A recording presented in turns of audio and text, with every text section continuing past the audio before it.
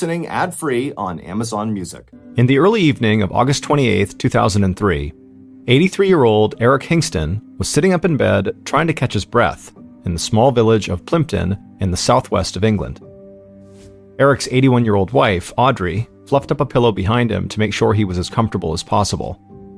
She kissed her husband on the cheek, walked across the small upstairs bedroom, and opened up the window.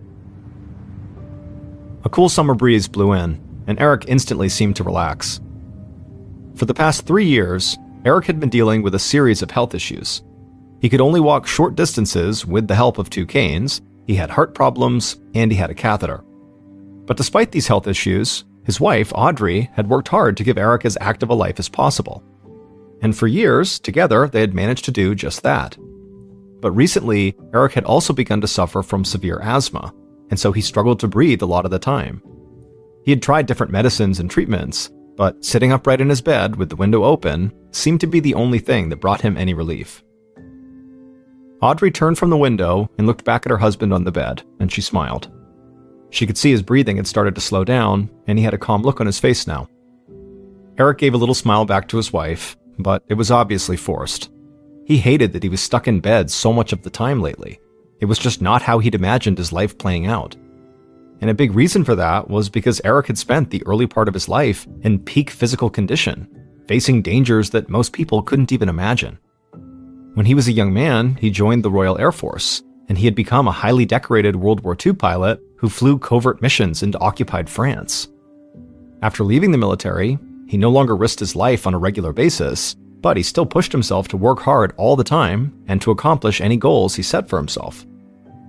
Eric got married to his first wife, they started a family, and he opened and ran a very successful neighborhood butcher shop that was located below the house where he still lived. And so for decades, Eric had been a highly respected war hero, business owner, and beloved member of the community. But now, he just felt like a burden. Eric's second wife, Audrey, sat down in a chair near the bed and took his hand. The two of them had gotten married later in life, when they were in their 60s, after both of their first spouses had passed away. Audrey knew Eric hated the situation he was in now, but she reminded him that they had shared almost 20 wonderful years together, and she wouldn't trade that for anything. Audrey asked Eric if he needed any more help, but he just said he just wanted to know how the butcher shop was doing. Audrey shook her head and sighed. One of Eric's sons now ran the family business, and he ran it well, but Eric just could never quite let the shop go. Audrey told him she was sure everything was just fine, but she told him she would head down to look into the shop just to check in on things. And so she patted Eric's hand, stood up, walked out of the bedroom, and down a flight of old wooden stairs, and stepped outside of the house.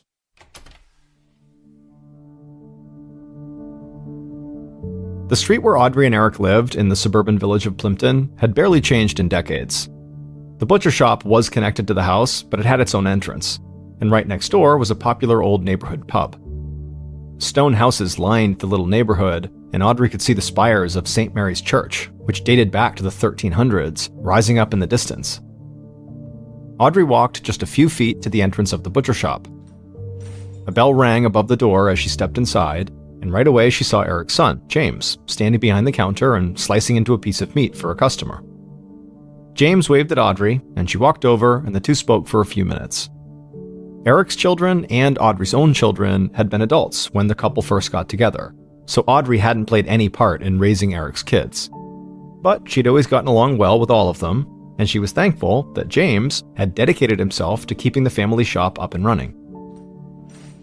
A few more customers walked in, and so Audrey said she didn't want to get in the way of business, so she said goodbye to James and walked back outside. She smiled at a pair of young men who were heading into the pub next door, and she could see the street starting to come to life as people got off from work and headed out for the evening. Audrey took a breath. She missed the days when she and Eric would duck into the pub for a pint and end up talking to their friends for hours, and she knew Eric missed that too. She walked back to the house and put on a smile. She didn't want Eric to see that she was feeling a bit sad about how their lives had changed since he'd gotten sick. Audrey walked upstairs to the bedroom and checked on her husband. He was still sitting up in bed, feeling the breeze on his face.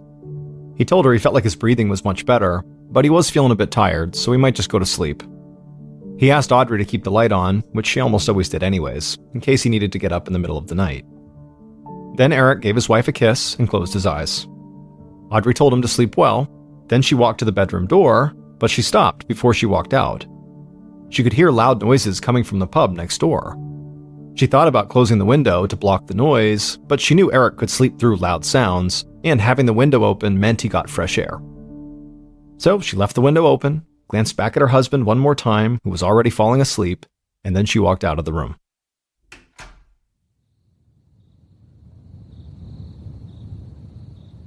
At 3:45 a.m. on the following day, August 29th, so several hours after Eric had gone to sleep, Audrey was back in his bedroom, but this time she just stood there in the doorway, trembling. She looked at the open window and then down at the floor, and she felt confused and scared. She slowly walked across the room, picked up the phone on the bedside table, and took a deep breath.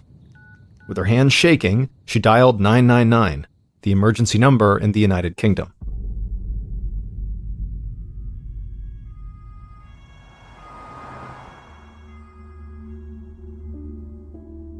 Minutes after Audrey's call, police and paramedics sped down the small village street towards Audrey and Eric's house, their sirens waking up people all around the quiet neighborhood.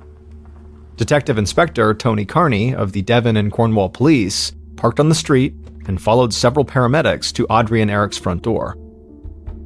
Carney knocked on the door, and within seconds, Audrey answered. The sight of this small, frail-looking older woman in her bathrobe hit Carney hard.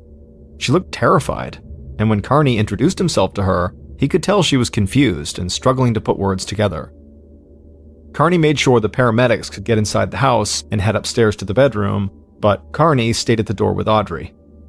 Carney's first thought was that this poor woman should not be here while the police searched her house. She should be somewhere else where she felt safe and calm. Carney also knew he was dealing with a crime scene here, and he didn't want Audrey to accidentally touch or move potential evidence. So he asked her if there were any family members she might be able to stay with while the police were inside of her home. Audrey looked up at him and slowly nodded. She said her son was a retired police inspector and he lived not too far away. Carney signaled for another officer to come to the door, and he arranged for him to drive Audrey to her son's house. Once Carney felt sure that Audrey would be looked after, he put on his gloves, stepped inside the home, and walked upstairs to the bedroom. And when he got up there, he felt like he'd stumbled into a TV crime drama or something, because on the floor of the bedroom, he saw all the paramedics gathered around Eric Hingston, who had clearly been dead when they got there. And Eric had been brutally stabbed in his collarbone. On several British TV shows, murders took place in small English villages every week. But in reality, murder cases in places like Plimpton were virtually unheard of. And specifically, the murder of an older man in his 80s like Eric was just really not something that ever happened anywhere near here. Carney glanced around the bedroom. All of the dresser drawers had been pulled open, and clothes covered most of the wooden floor. He looked over at the open window, and on the windowsill, he saw a black plastic bin liner, the British term for trash bag. He walked over to the window, looked in the bag, and saw several pieces of expensive jewelry inside. And something outside the window also caught his eye. Carney leaned out, and in the glow of a single outdoor light, he saw a metal ladder perched against the house just below the bedroom window. Just then, Carney heard someone calling his name. He leaned back inside from the window, turned, and saw a small team of forensics officers entering the bedroom.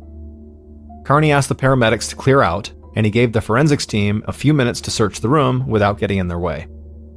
And soon, it was pretty clear that all the investigators and first responders believed the same thing. This had to have been a robbery gone bad. Someone must have climbed up the ladder into the bedroom, stolen some jewelry, and then Eric must have woken up, tried to stop them, so they killed him. But if that was the case, Carney wondered why the thief had left the jewelry behind. Did they just panic? Or did Audrey catch them in the act? The thief killed Eric, but maybe they just couldn't bring themselves to kill a woman who probably looked a lot like their grandmother. The forensics team continued their work in the bedroom, and Carney headed back downstairs and outside. Police officers had cordoned off the house with crime scene tape, and the neighbors had come out of their homes and had started to ask questions. Carney had worked cases in a number of other small villages, and he knew that even residents with the best intentions could end up slowing down an investigation. News about crimes in these small towns, especially a violent crime, spread fast and led to wild rumors and speculation and misinformation. And people would start calling the police, claiming they saw dangerous criminals on every street corner and in every pub. Carney walked back to his car and called into the station. He said he wanted a mobile command unit set up near the house, and he wanted officers on site whose sole purpose would be to answer questions from the community and provide as much transparency as possible. After that, Carney walked away from his car and informed the officers outside that they would have help soon. But before Carney could go back into the house, he saw another uniformed officer leading a middle-aged man towards him. The man looked almost as dazed as Audrey had. The man introduced himself as the victim's son, James, and he said he ran the family butcher shop connected to the house. A friend who lived nearby had called him to tell him what was going on, and James said he had spoken to the uniformed officer, so he already knew his dad was dead. Carney eyed James and then looked over at the shop. He wondered if it was too much of a coincidence that James worked at a butcher shop, presumably with knives, and his father was the murder victim who had been stabbed to death. James told Carney he still needed to call the rest of his family to let them know what had happened. Carney said he understood, however, before he left, he wanted to know if anyone who worked at the butcher shop, or anyone who might have worked there in the past, could possibly have had a grudge against his father. James shook his head and said no. He said police could talk to anyone who had ever worked for his dad, or anyone in the neighborhood for that matter, and they would all say they loved Eric, like family. Carney said how sorry he was again, and then told James he would follow up when he needed to, and then Carney walked back inside the house. Up in the bedroom, Carney found the forensics team combing over every inch of the floor and also bagging jewelry and clothing as potential evidence. One of the officers told Carney that they had pulled blood samples from Eric's body, but they hadn't found that much blood on the floors or the walls. They believed the stab wound had been deep enough to puncture Eric's lung and kill him, but it hadn't actually caused a lot of bleeding. The forensics officer said the puncture spot on Eric's body was deeper than it was wide, which most likely meant the blade was very, very sharp. The officer also said that they still had not found the murder weapon or any usable fingerprints in the room or outside of the window, but they would keep on looking. Carney hoped the team would eventually find usable prints, but he thought he might not even need them, because he believed there was a good chance Audrey had interrupted the robbery and gotten a good look at her husband's killer.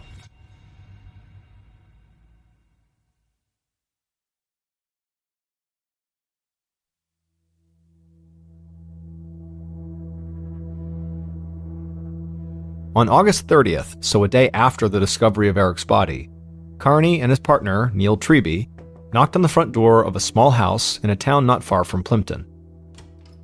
A man in his mid-50s answered. He told the investigators that he was Audrey's son, and that yes, he was a retired police detective sergeant. Carney and Treby felt lucky their potential main witness's son was a former cop. He could help them explain what was happening in the investigation to his mother, and also maybe make her feel safer and more comfortable when she was speaking to them. Audrey's son led them into the front room of the house, where Audrey was sitting on the couch. Somehow, she looked even smaller and more frail than the day before when Carney had met her. But Audrey smiled and politely asked if the officers wanted a cup of tea or coffee. They thanked her, but they said they were fine for now, and then Audrey's son sat down next to his mother, and the investigators sat in chairs across from them. Carney said how sorry he was for her loss. He knew this must all be frightening and confusing. Audrey nodded, but she said she would not let fear or confusion get in the way of helping the police. And then, without any prompting, she said she had seen the men who killed her husband in the bedroom. Carney leaned in and asked if he'd heard her right. There was more than one killer? Audrey nodded and said there were 2 young men. Treby quickly asked if she knew these men, or if she could at least give a clear description of them. Audrey turned and looked at her son, and he told her she should tell them everything she knew. Audrey turned back to the investigators. She told them she had been sleeping in the guest bedroom, and she said she usually did that because Eric liked to keep the window open and the light on at night, which made it difficult for her to fall asleep.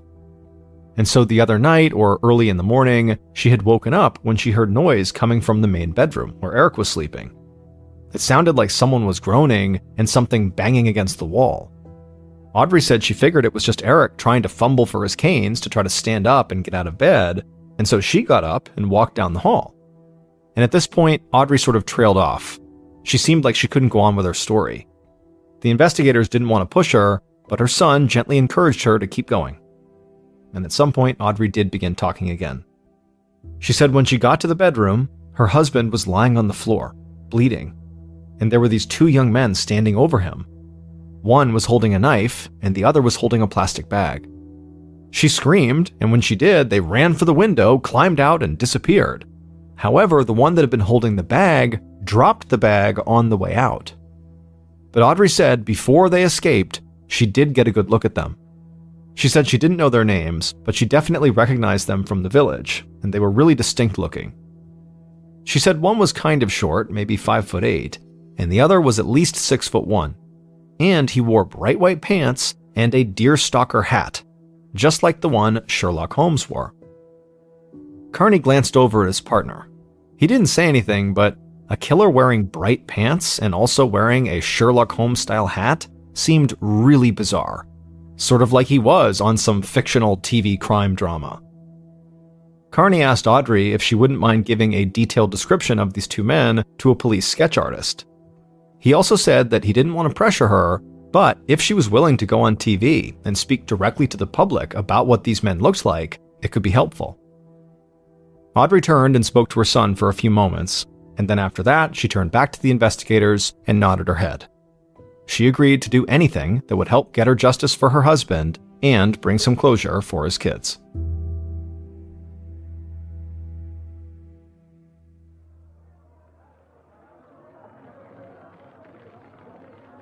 On September 4th, so 5 days after Eric's murder, Inspectors Carney and Treby stood next to Audrey in a large conference room filled with newspaper and television reporters. Police had already started to circulate the drawings of the suspects around town, but Plimpton was just one of several small villages that surrounded the much larger city of Plymouth, so the investigators believed getting the description out on television was key to reaching more people across the entire area. The investigators also believed if people just saw Audrey telling her tragic story, they might be more willing to help. Carney conveyed the basics of the case to the press, and then he introduced Audrey. She stood there for a second in silence, just staring out at the cameras pointed directly at her. She tried to keep her composure, and she spent a minute looking at some notes she had written down. Finally, in a soft voice, she thanked the community for all the love and support they had shown her and her family in the wake of this tragedy, and then she gave a detailed description of the two men she believed killed her husband. Afterward, Audrey stopped and looked down at the piece of paper shaking in her hands. She swallowed and closed her eyes, trying to fight back tears. After a few seconds, she opened her eyes, looked right into one of the cameras, and said very dramatically that there was no need for these men to have done this to Eric. Even if he had tried to fight them off, he was no threat to these two young men. They could have just pushed him aside and left with whatever they wanted. They didn't have to kill him. This press conference sparked an even bigger outpouring of sympathy for Audrey and the family, but it also led to a level of tension and fear that was totally foreign inside of Plimpton. People were now too scared to go out at night, and shopkeepers considered closing their doors early just in case these two murderous young men were out stalking their next victim. However, within just a few days, Audrey's press conference would prove to have been the right decision. On an afternoon in early September, Carney and Treby were working together in Carney's office when a uniformed police officer opened the door. He told them that two men had come to the station saying they needed to speak to the investigators who were handling the Eric Hingston murder case, because they said they were the men that Audrey had identified as being the killers. Inspectors Carney and Treby rushed through the station, and they found these two young men standing with several officers. And they did look exactly like the two young men Audrey had described. The inspectors felt a huge rush because it was like the solution to their case had just fallen right into their laps. Carney and Treby brought the two young men into an interview room, and Carney asked them flat out if they had come to turn themselves in for Eric's murder. But both young men immediately just shook their heads and said no. The taller of the two men said they'd seen Audrey's press conference, and they immediately knew she was describing them. But they had nothing to do with her husband's murder. Treby said if they knew immediately that they were the men Audrey was talking about, why had they waited several days to come in? The young men looked at each other for a second, and then the tall one kept talking for both of them. He said they were scared. Not only did they match Audrey's description, but they also thought people in the village would decide they were guilty right away no matter what they said because they happened to live in a bail hostel in town. A bail hostel was a place where people who had been charged for crimes but had been released on bail could live if they didn't have a permanent residence of their own. Essentially, a bail hostel allowed law enforcement to know where they could find these people if they needed to until their case went to trial. Carney and Treby exchanged a look. They knew these young men were right. A lot of people in the village would assume they were dangerous criminals and decide they were guilty of murder regardless of the truth. But this didn't change the fact that Audrey had clearly described both of them, so Carney wanted to know how they could explain that, if they were not the men Audrey had seen in Eric's room. The shorter of the two men finally spoke up. He said he didn't mean any disrespect, but the old woman might just be confused. They had seen her that day, but not in her house. Instead, they had seen her when they were walking into a nearby pub. The taller man then quickly joined in and said after going to that pub, they went back to the bail hostel and stayed in all night. And they said the inspectors could speak to the people in charge of the hostel because the hostel had strict curfews and kept track of when people left and came back. Carney and Treby got the details of this bail hostel, then excused themselves and left the interview room. And immediately, Carney called the hostel, and the person who answered was able to confirm that both of those men were at the hostel at the time of Eric's murder.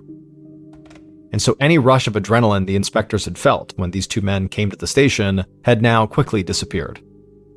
Now, there was a chance that these young men could have snuck out of the hostel and made their way to Eric and Audrey's without anybody noticing, but that was not the most likely scenario, especially considering that these two men had literally sought out the police.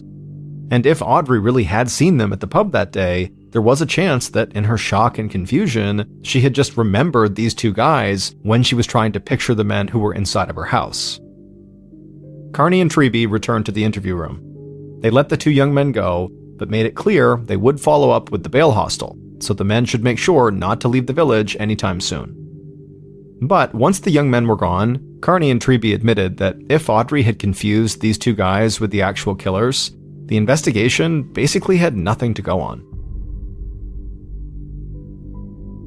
With two potential suspects off their list for the time being, Carney and Treby decided to head back to Eric and Audrey's neighborhood. At the mobile command center the police had set up near the house, the inspector spoke with shop owners, old family friends, and delivery drivers and paperboys who might have seen something while they were on their routes early in the morning when Eric was killed. But nobody seemed to have seen or heard anything unusual. And so with very little to go on, Carney and Treby couldn't help but keep coming back to the idea that their victim ran a butcher shop and he had been stabbed with what forensics officers believed was a very sharp blade, something that would be in a butcher shop. So maybe two men from the shop had broken into the house and killed Eric with a butcher knife. They most likely would have had easy access to the home, working so close. But when they spoke to Eric's son James and the few other people who worked at the shop, all of them appeared to have very strong alibis, so the inspectors could not directly tie any of them to the break-in or to Eric's murder.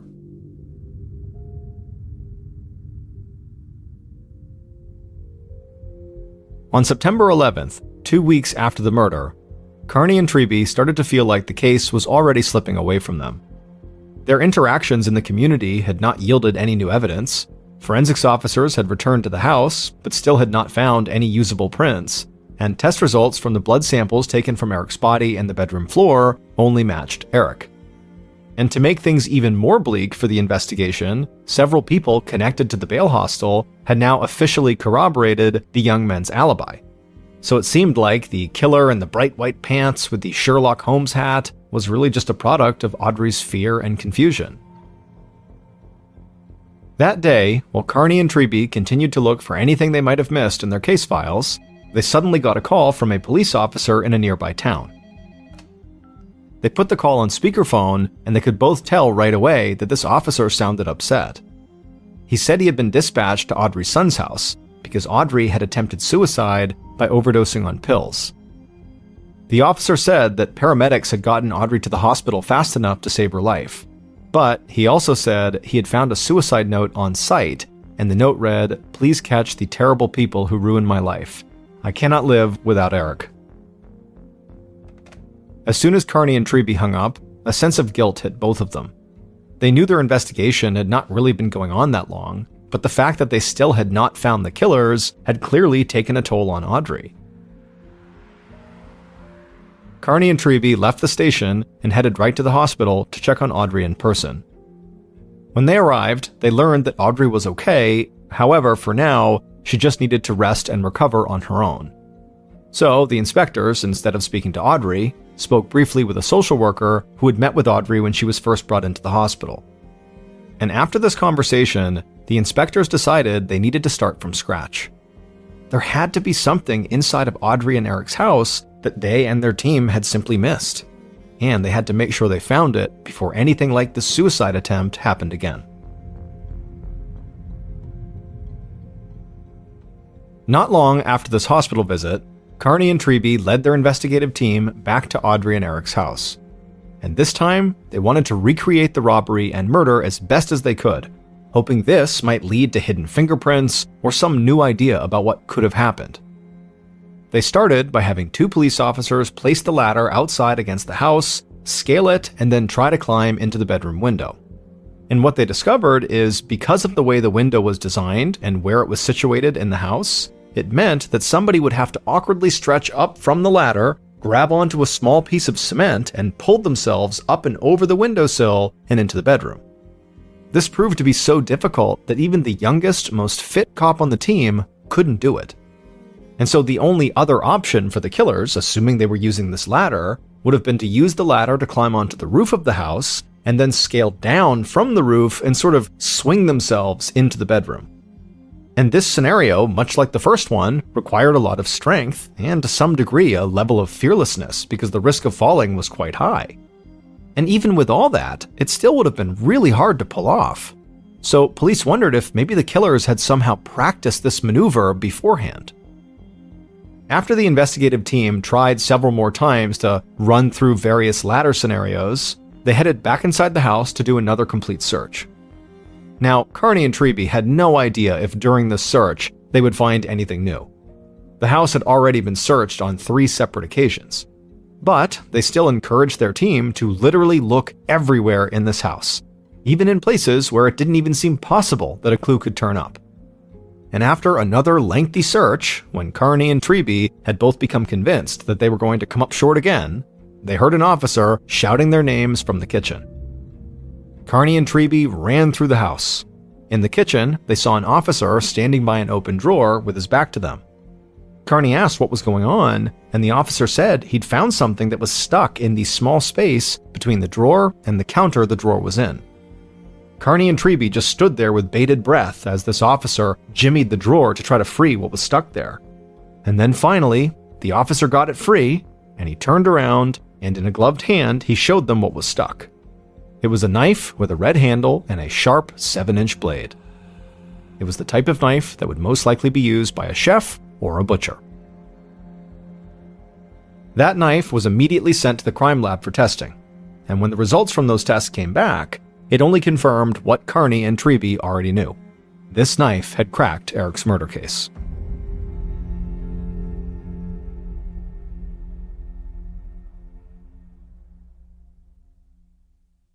Based on test results from the crime lab, forensic evidence, and interviews conducted during the investigation, the following is a reconstruction of what police believe happened to Eric Hingston.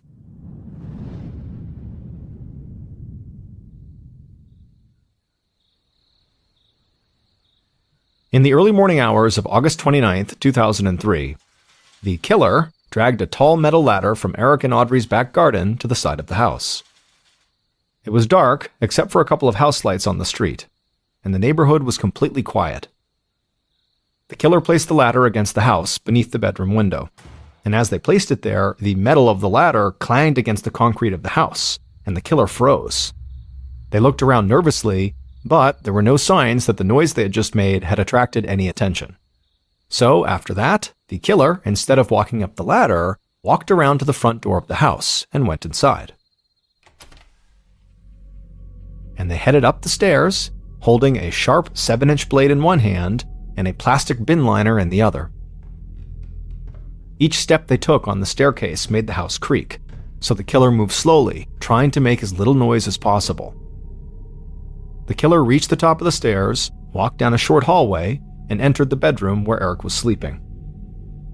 The light was on, and the killer saw Eric sitting up in his bed. However, he was fast asleep. The killer placed the plastic bag down on the floor, then took a breath, gripped the knife tight, and walked across the room. They stood over the side of the bed, staring down at Eric. Then they raised the knife up and slammed it down into Eric's collarbone. Eric woke up, wheezing and trying to scream. Blood began running down his shirt, and he used all of his strength to pull himself up out of bed, but as soon as he was up, he just collapsed and fell to the floor. The killer just stood there, watching Eric as his breathing got slower and more strained until Eric went still. He had died. The killer then walked to the dresser, opened up the drawers, and began tossing articles of clothing all over the floor. When they had almost emptied the dresser, they stopped, went over and grabbed their bin liner, and then walked over to a jewelry box that was sitting on the bedroom vanity, and they dumped most of the jewelry that was inside of it into the liner. The killer carried the now full bag across the room and placed it on the windowsill. Then they looked outside through the open window to make sure the ladder was still in place, and it was. Satisfied, the killer left the bedroom, went downstairs, but instead of going outside, they went into the kitchen, and they calmly hid the murder weapon in the space between a kitchen drawer and the counter. After that, the killer walked to the front room, sat down on the couch, and waited almost 2 hours before they called the police to report a robbery and a murder that had taken place inside of their own home.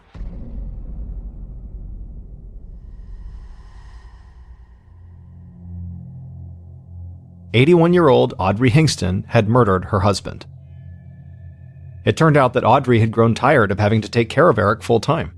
She missed her old life of going out, visiting the pub, and spending time with her friends. Over the years, Eric's health issues had started to make her feel completely trapped, so she came up with a plan to kill him and make it look like a robbery. Audrey went as far as to pick the 2 young men she would pin the murder on. She often saw these 2 young men walking around the neighborhood and visiting the pub, then she knew they lived in the bail hostel, so she thought they would look guilty. But even after these suspects that Audrey identified came to police and provided strong alibis, Carney and Treby didn't turn their attention to Audrey and think she was guilty. Instead, they truly believed that Audrey had just been confused, and that she really had seen 2 young men robbing her house and killing her husband, just not these 2 young men. However, following Audrey's suicide attempt, the inspectors met with a social worker who'd been speaking to Audrey.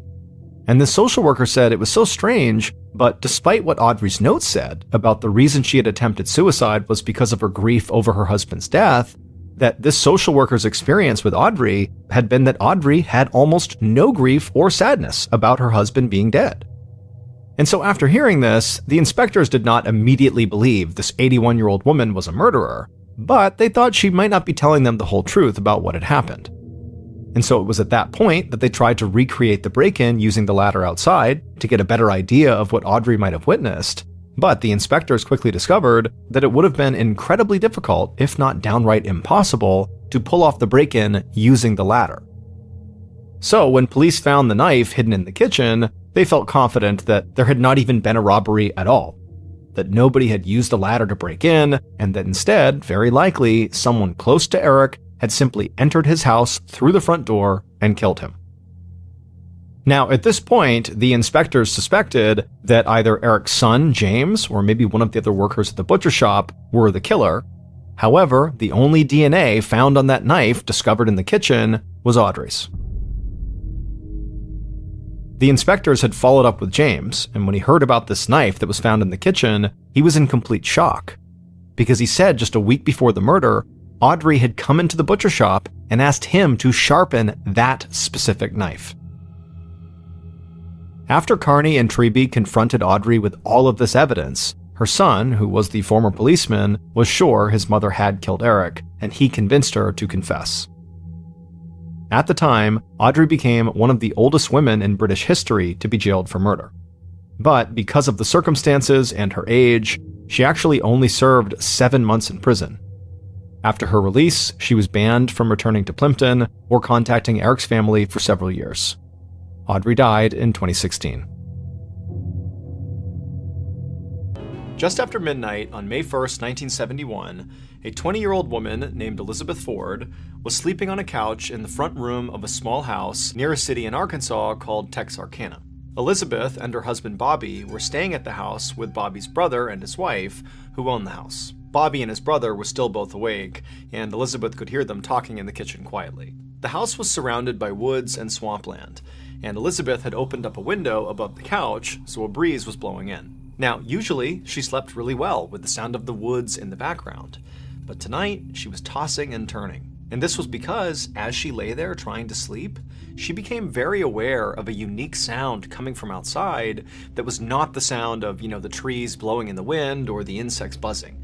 This was something else. It was a slow creaking sound, and at first, it kind of sounded like it could be out in the woods somewhere, but eventually Elizabeth realized this creaking sound was sort of moving back and forth, right outside on the porch, below the open window. Suddenly, Elizabeth's eyes flew open and she looked at the window because this creaking sound had just intensified and then came to a stop on the immediate other side of this window, like there was something heavy right outside. Elizabeth sat up to face the window, but she didn't see anything outside through the screen. And so right away she felt totally relieved. She didn't know what that sound was, but clearly there was nothing there.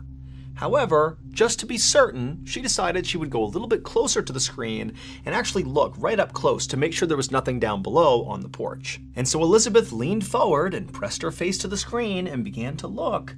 And as she did, this dark figure down below suddenly rose up and completely blocked out the window, and Elizabeth's looking at it, having no idea what it is, and before she could do anything, this huge thing slashed at the screen, and this big reddish furry brown paw with razor-sharp claws cut through the screen and nearly cut Elizabeth's face. Elizabeth screamed and practically fell over, and this dark creature outside turned and bolted and disappeared. And then a moment later, Elizabeth's husband Bobby and his brother came running into the room asking what was going on. Elizabeth was so shocked at what she had just experienced that all she could say to her husband was, "It's a bear! It's a bear!" Bobby helped Elizabeth off the couch and then told her and his brother's wife to stay in the house and away from the windows. And then Bobby and his brother got shotguns and flashlights and went outside. Once outside, Bobby and his brother began scanning all around the porch area where Elizabeth had apparently seen this bear to see where it was. They held their flashlights out and they scanned the tree lines. They looked all over the place, all around the front of the property, but there was no sign of this animal.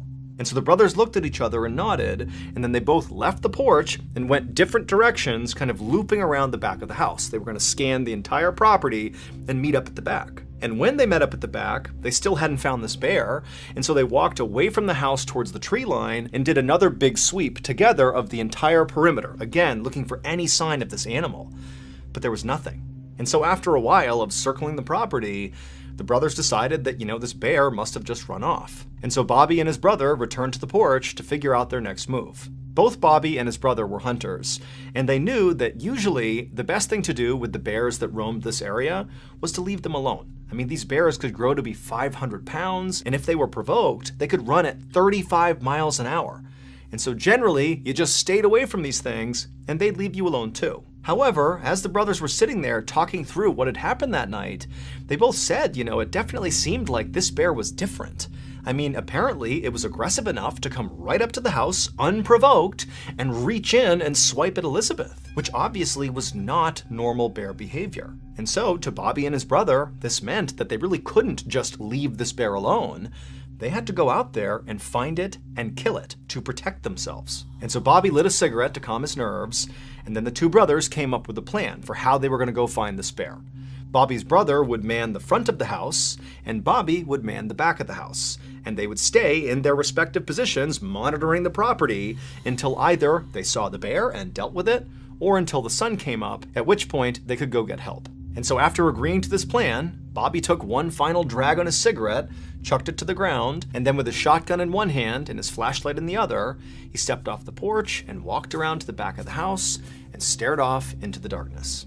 Bobby had only been in the back of the house for a couple of minutes manning his post when he began to smell this horrible smell. Now, at first he thought it was just some sort of wet, musky smell that came over from the swampland nearby, but as he continued to smell it, it got heavier and more pungent. It smelled like a wet, decaying animal. Bobby tensed up and aimed his flashlight up at the tree line and began looking back and forth, trying to figure out where this horrible smell was coming from. And as he was doing this, he suddenly heard the sound of tree branches snapping off to his left. And so he whipped his flashlight over and shined it, and he saw this big, dark figure charging across the property away from him into the forest. Bobby instinctively raised his shotgun and fired, and then after shooting, a loud yelp echoed in the air, and then Bobby just took off running in the direction he had just fired. And as he's running across the yard, he's screaming for his brother, who had already heard the shotgun blast, so he was coming around the house, and the two men linked up, and as they're running in the direction of this bear, Bobby's telling his brother, "I think I got it, I shot the bear." But they get over to where Bobby had last seen it and where he heard this yelp come from, and there was nothing. There was no bear. Still, the brothers did feel a little relieved. They figured even if they couldn't find this thing, clearly Bobby had hit it. He had heard the sound of it yelping out, and so maybe by at least wounding it, it would stay away and leave them alone. But just then, the men heard the sound of their wives screaming from inside the house. The men immediately ran back to the house, and as they got closer, Bobby again began to smell that horrible smell. And right as Bobby's foot hit that first porch step, his brother from behind him screamed out, "Stop!" But it was too late. The bear was on the porch. That's why the women were screaming. They had seen it, and Bobby's brother had seen it, but Bobby hadn't. And now he was too close to it to get away. And before Bobby could raise his gun to protect himself, this thing attacked. And Bobby felt this horrible burning, tearing sensation in his arm. He fell to the ground, twisting wildly back and forth, trying to protect himself. He was pinned underneath this enormous bear, level with its chest, with its arms and legs on either side of him. And that horrible smell he was smelling was clearly coming from this animal. That's all he could smell from underneath. But just then, it was like a miracle, because to his side, Bobby could see there was an opening, and so he rolled and somehow got out from underneath this enormous creature. Bobby scrambled up to his feet, and he darted past the bear and rammed into the closed front door of the house. It popped open, he fell inside, and his wife ran forward and shut the door behind him, leaving Bobby's brother outside on the porch alone with the bear. But before any of them could do anything about that, they heard the sound of his brother's shotgun going off. Then there was a long moment of silence. Inside the house, everybody was frozen. A few seconds later, the door slowly opened and Bobby's brother walked inside. Everyone was too shocked to say anything, so for a second they all just stared at each other, and then finally Bobby asked him, "Is the bear dead?" And Bobby's brother, with a trembling voice, said no. And that wasn't a bear. As soon as dawn broke and it was not dark outside anymore, Bobby's wife drove him to the hospital, where they would treat him for shock and for the wound to his shoulder. They had hoped to find it somewhere on the property, either dead or wounded, based on Bobby's brother's account of having fired at it basically point blank, but the creature was gone. They did find its tracks though, and this discovery made it clear that Bobby's brother was right, that this wasn't a bear. Because in the dirt surrounding the house were all these bizarre footprints and handprints of a creature that seemed to walk on its hind legs with 3 toes on each, and had 3 long sharp claws on its hands.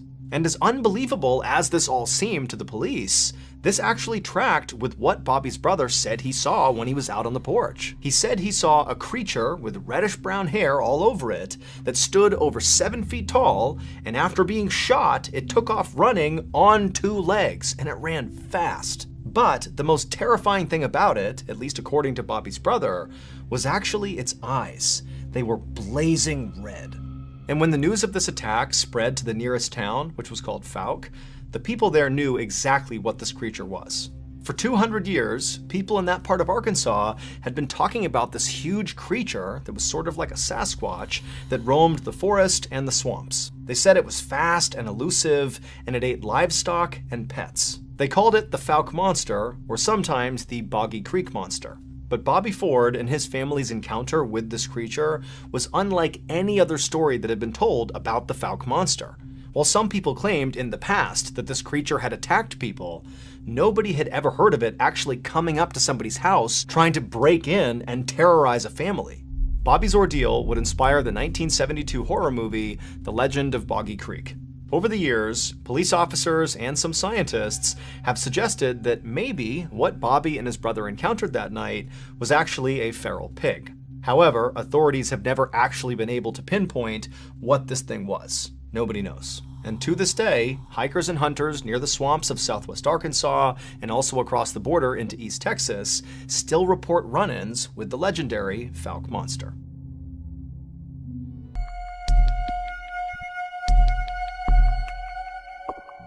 On the evening of August 1st, 2015, a 20-year-old man named Fraser Baloyi walked alone down a main road toward his village in the South African province of Limpopo. Fraser was on his way home from work, and he was pretty desperate to get there. It was only about 7:30 p.m., and usually around this time, Fraser was used to seeing other people out and about on this road, just kind of walking around in the dusk or, chatting or doing various errands, but tonight there was nobody out there. And in fact, in recent days, this area of Limpopo had basically become a ghost town. Nobody went out unless they absolutely had to, because over the last 10 days, over 20 people in this area had been brutally mauled. The victims had all insisted that the creature that had mauled them was some kind of four-legged demon, and they had begun calling it the Beast.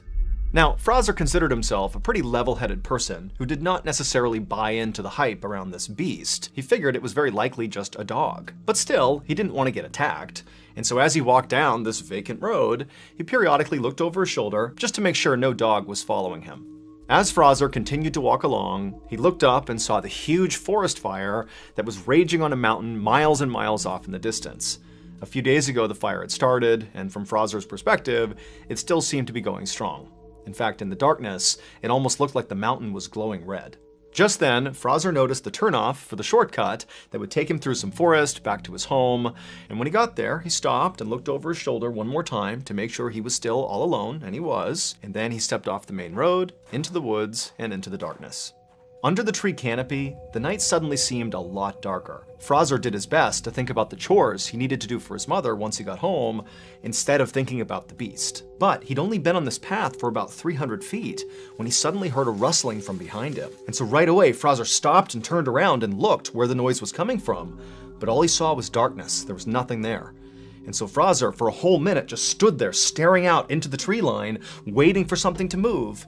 But nothing did. And so Fraser told himself he was just being paranoid. Everything was fine. And then he turned back around and kept on walking. But pretty quickly, his walk turned into a jog. And he was almost to the end of this path, almost out of the forest. He could see his village. It was right there. When he heard noises behind him again. Except now, in addition to the rustling sounds, he heard a new sound. It was like a wheezing sound, like a sick animal that was breathing heavily. Now, Fraser knew he was not just being paranoid. Something was out there, and it seemed like it might be following him. Without slowing down, Fraser looked over his shoulder again to see what was out there, but again, he just saw nothing. It was just shadows. However, when he turned back around and kept on going towards his village, he heard this loud crashing sound behind him, like a massive animal had leapt out of the brush and landed on the path behind him. And so Fraser was immediately so scared he couldn't even turn around. He just started sprinting toward the village, and all he could hear behind him were these loud, pounding footsteps as whatever this was gaining on him. And so Fraser was so instantly terrified that instinctively he just started sprinting off without even looking behind him. And so as he's running, this thing's gaining on him, and again he can hear this awful wheezing sound coming from whatever this is, as if there was something wrong with its lungs. And in Fraser's panic, as he's sprinting through the forest, Fraser's telling himself it's just gotta be a rabid dog, that's why it's making those sounds. But he knew that didn't track. This thing is huge. This can't just be a rabid dog. And so Fraser just kept on running, and finally he got out of the trees, back into his village, and at the exact same moment, the pounding footsteps behind him came to a stop.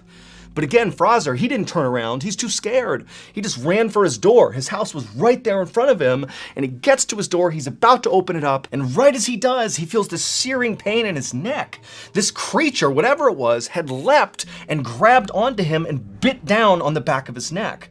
And so Fraser crumpled to the ground and threw his arms up over his head to protect himself. And with one eye, he could see it's this massive black creature on top of him, chewing on the lower half of his face.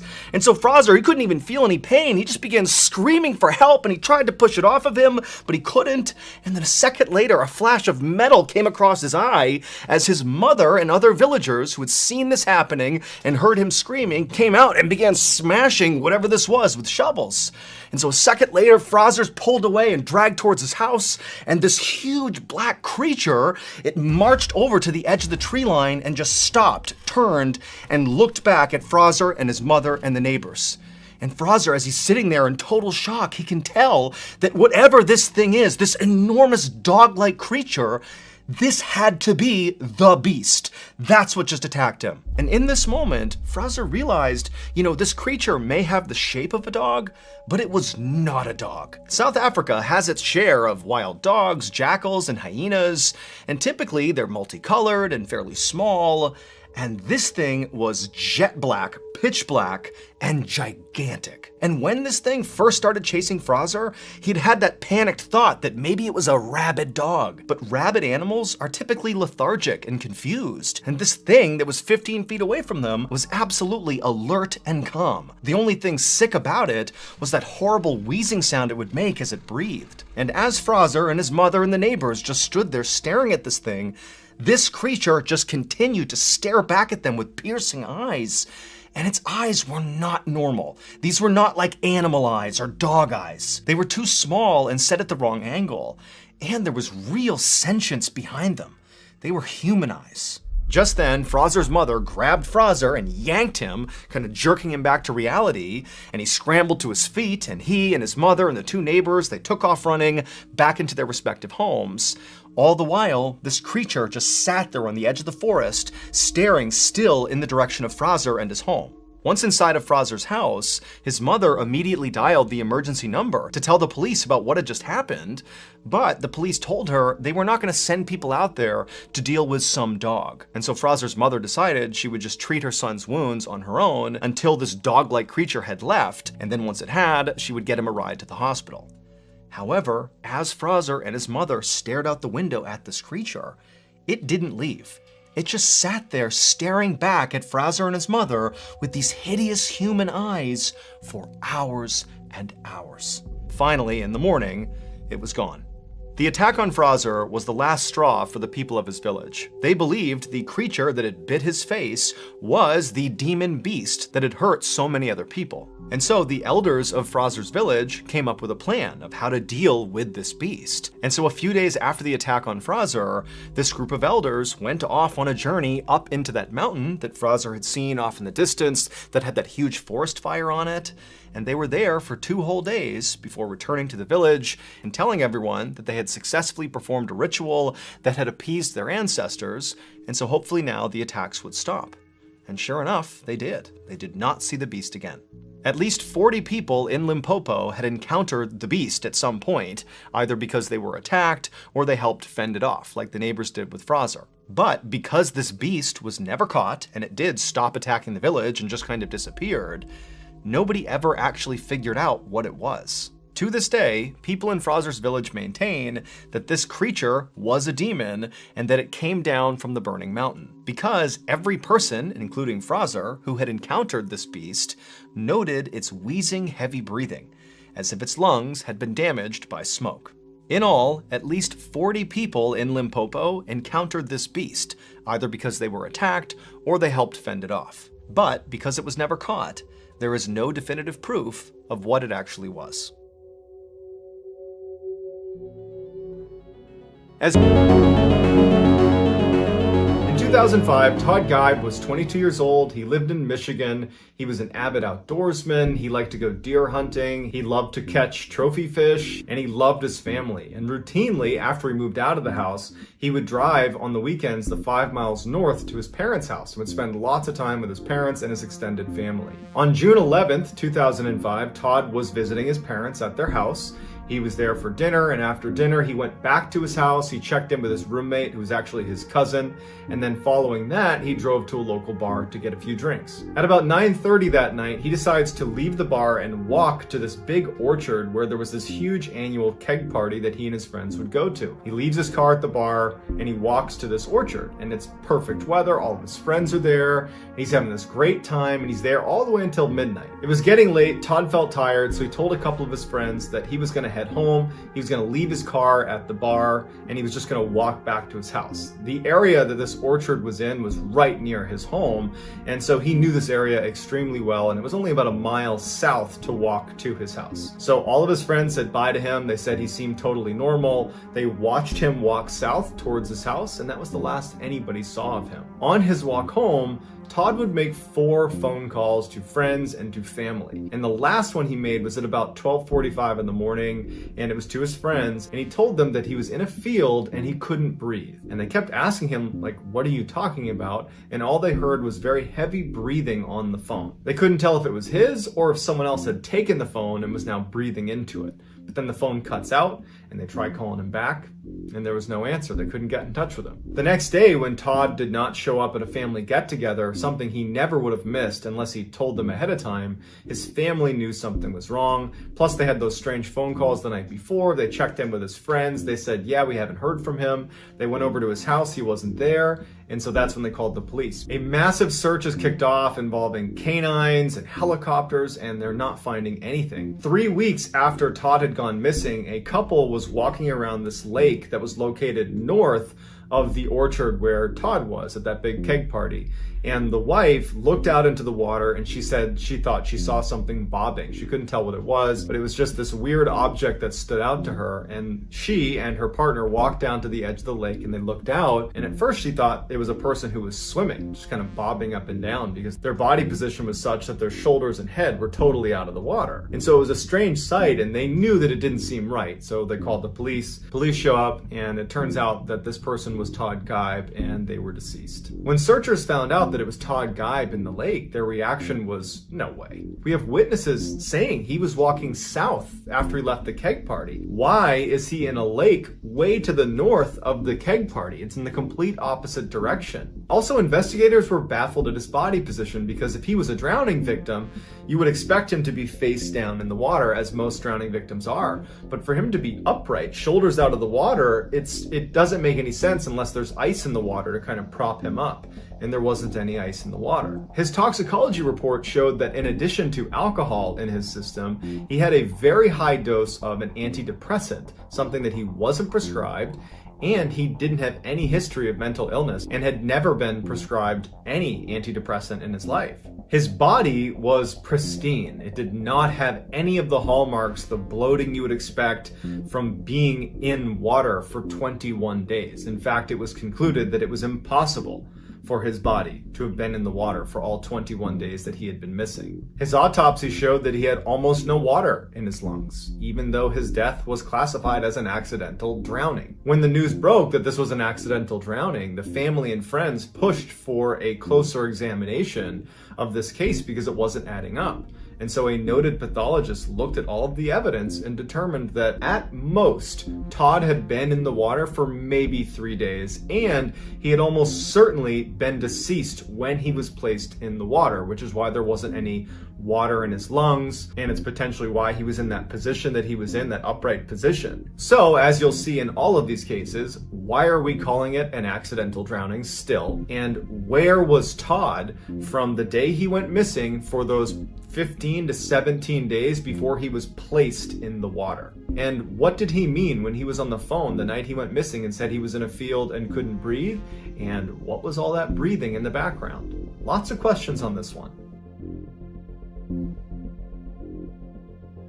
On January 25th, 2017, 23-year-old Dakota James was out bar hopping in Pittsburgh, Pennsylvania with some buddies. At some point, he was tired, and so he decided to walk home. A CCTV camera has a clear shot of Dakota James after he left the bar, walking through a plaza. He's on his phone. No one seems to be following him. He seems like he's okay. He's not stumbling as he makes his way home. The next day, when he didn't show up for work, that was so out of character for him that his work immediately called the police, notified his parents, and this massive search is launched. But unfortunately, nothing turns up. 40 days after he had gone missing, his body was found in the Ohio River 10 miles away from where he had been missing. And the general theory became, when he was walking home after that CCTV camera picked him up, he must have stopped by the water to relieve himself, fell in. The water was so cold at the time that he would have gone into shock and then basically been doomed. And then he drifted 10 miles to this location. But there's a couple big issues with that. Number one, in order to get from where he went missing to where he wound up, he would have had to go through this dam. And the dam is this very violent section of water where if a body were to go through there, it would get ripped to pieces. But when they found his body, it was clear he had not gone through a dam. In fact, his body was pristine. It looked like he hadn't been in the water for very long at all, despite 40 days elapsing since he had gone missing. When his toxicology report came back, he had alcohol in his system as well as a high level of GHB, which is a very powerful sedative. And like you'll see in many of these cases, he had no water in his lungs, but this was ruled an accidental drowning. The family was unwilling to accept that as a cause of death, so they went out and hired a world-renowned forensic pathologist named Dr. Wecht to come in and analyze all of the evidence, look at the autopsy report, and try to see if there's anything that was missed. And what Dr. Wecht finds is on Dakota's neck, there were ligature marks, as if rope or some sort of twine had been wrapped around his neck, which was later disputed by the other medical examiner who said that was dried blood, but Dr. Wecht swears there was ligature marks on his neck. Dr. Wecht also concluded that there was absolutely no way, based on decomposition levels, that Dakota was in the water for more than a couple of days, and he believed that he was dead or unconscious when he actually went into the water, which is why there was no water in his lungs. So it begs the question, if we believe Dr. Wecht, where was Dakota from the day he went missing until 37 days later when he apparently went into the water? And again, why are we calling this an accidental drowning when he didn't drown?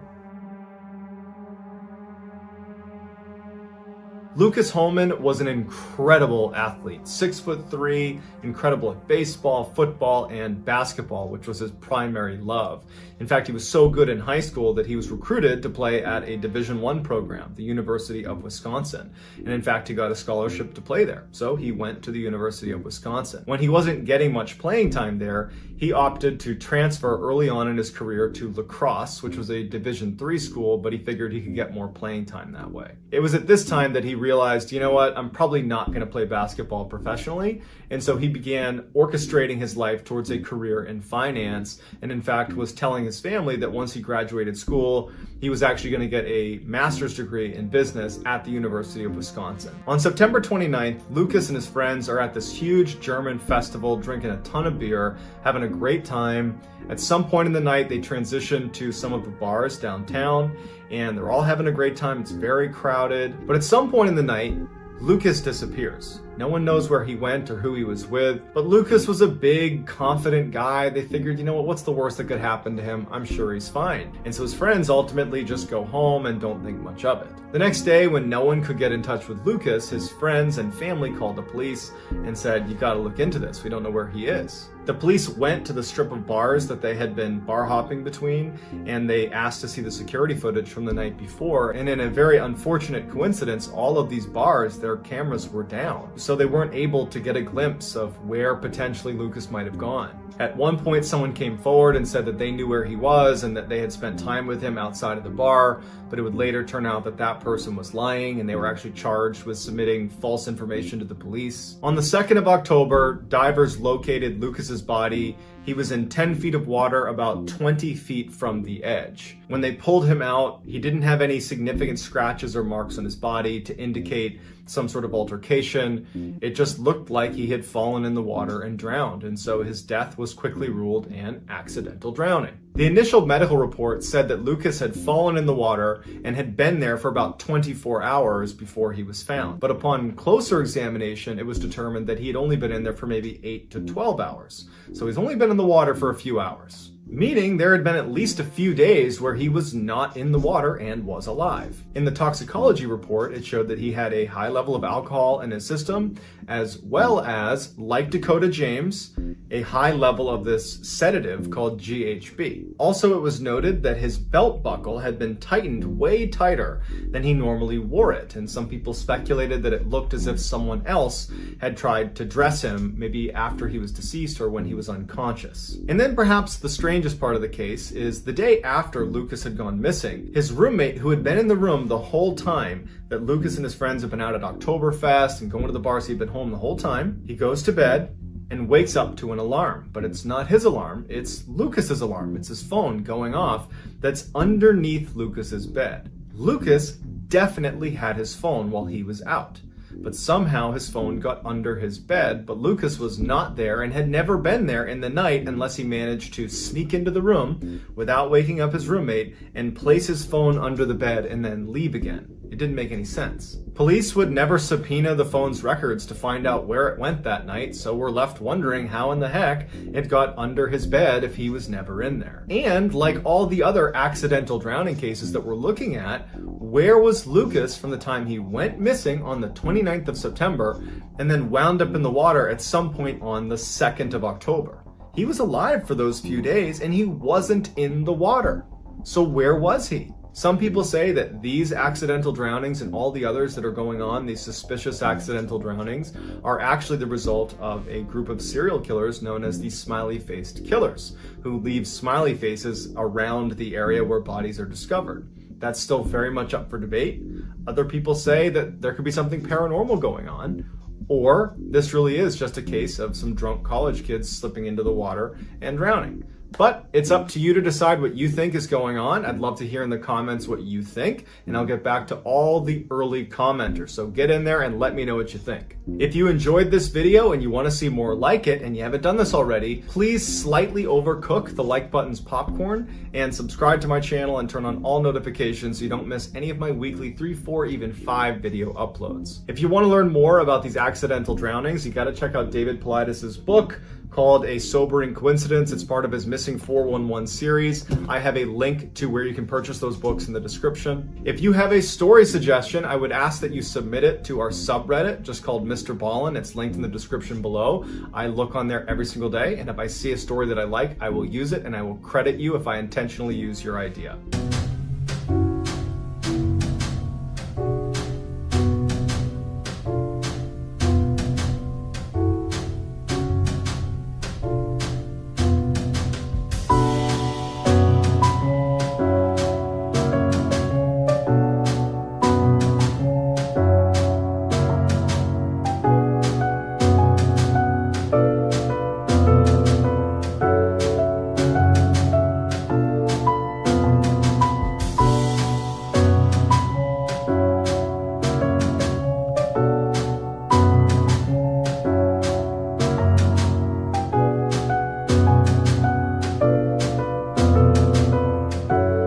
If you want to get in touch with me, you can direct message me on Instagram. My username is JohnBallen416. I also just started using Twitter. My username over there is also JohnBallen416. I'm also very active on TikTok, where my username is MrBallen. So